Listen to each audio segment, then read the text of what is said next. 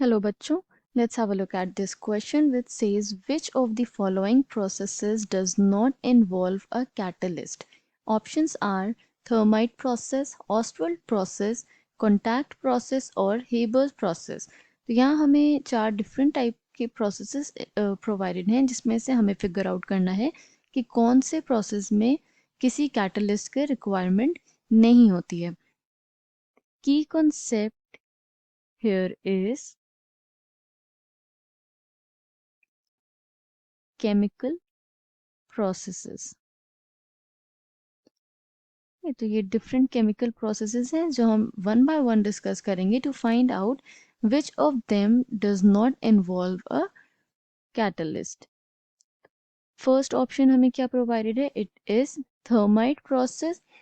तो thermite process में क्या होता है, हम एक मेटल पाउडर लेते हैं. मेटल पाउडर, उसके साथ हम कंबाइन करते हैं एक मेटल ऑक्साइड. इन दोनों के कॉम्बिनेशन की जो रिएक्शन होती है, that reaction is highly exothermic reaction. Exothermic reaction मतलब ऐसी reaction which releases a large amount of energy. ये तो जो metal powder हम use करते हैं that is aluminum, and metal oxide जो use करते हैं that is an oxide of iron which is Fe2O3. reaction कैसे होती है ये देख लेते हैं. Fe2O3 reacts with aluminium powder. Product क्या मिलते हैं हमें? Al2O3 which is aluminum oxide along with Fe which is obtained in molten state.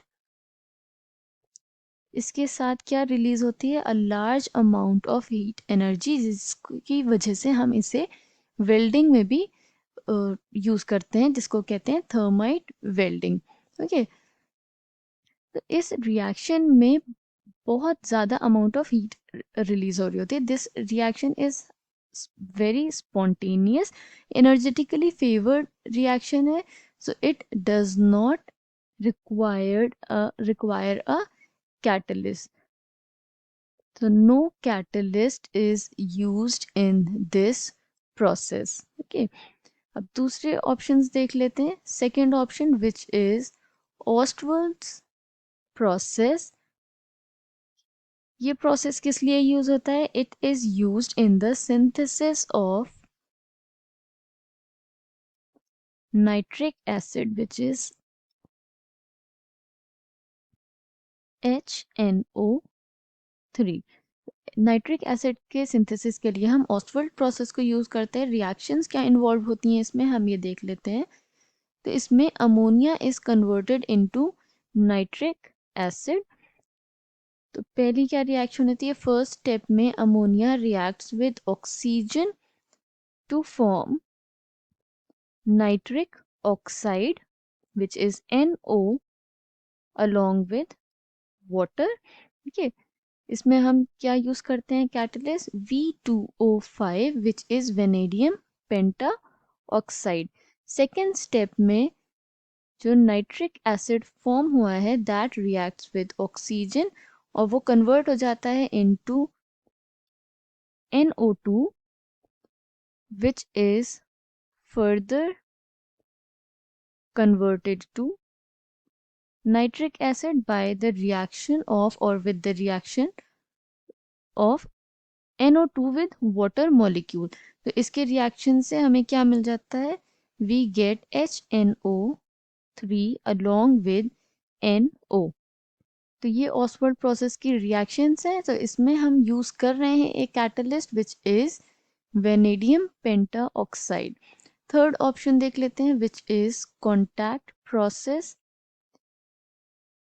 Contact process किस लिए यूज होता है? It is used in the और for the synthesis of sulphuric acid which is H2SO4.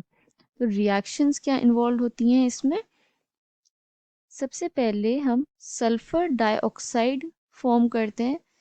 तो S sulphur reacts with oxygen atom to give SO2 which is sulfur dioxide. This sulfur dioxide reacts further with oxygen to form SO3 which is sulfur trioxide. इस step में हमें catalyst की requirement होती है, तो catalyst क्या use करते हैं, V2O5 again which is vanadium penta oxide. अब सल्फर ट्राइऑक्साइड को हम डायरेक्टली वाटर से रिएक्ट करके सल्फ्यूरिक एसिड नहीं फॉर्म करते हैं, बिकॉज इससे एक अनकंट्रोल्ड फॉग फॉर्म हो जाती है सल्फ्यूरिक एसिड की। तो सल्फर ट्राइऑक्साइड को सल्फ्यूरिक एसिड से ही ट्रीटमेंट के बाद हम कन्वर्ट कर देते हैं into a compound which is H2S2O7 which is known as oleum। इस ओलियम से हम वापस सल्फ्यूरिक एसिड फॉर्म करते हैं H2S2O7 by reaction with water। तो अब हमें क्या मिल जाता है, H2SO4 सल्फ्यूरिक एसिड। तो कॉन्टैक्ट प्रोसेस में भी हम एक कैटलिस्ट यूज कर रहे हैं which is vanadium penta oxide. Last process देख लेते हैं which is Haber's process। Haber's process is used for the synthesis of ammonia which is NH3। Reaction क्या इन्वॉल्व होती है, N2 plus hydrogen and it gives NH3 which is ammonia। इसमें हम as a catalyst use करते हैं iron को। Okay, so this process also requires a catalyst which is iron, so this is also incorrect। okay, तो Haber's process में हम iron catalyst use करते हैं, कॉन्टैक्ट प्रोसेस में we use V2O5, Ostwald process में हम V2O5 यूज करते हैं। We can also use platinum in Ostwald's process, but thermite process में हम कोई कैटलिस्ट यूज नहीं करते हैं।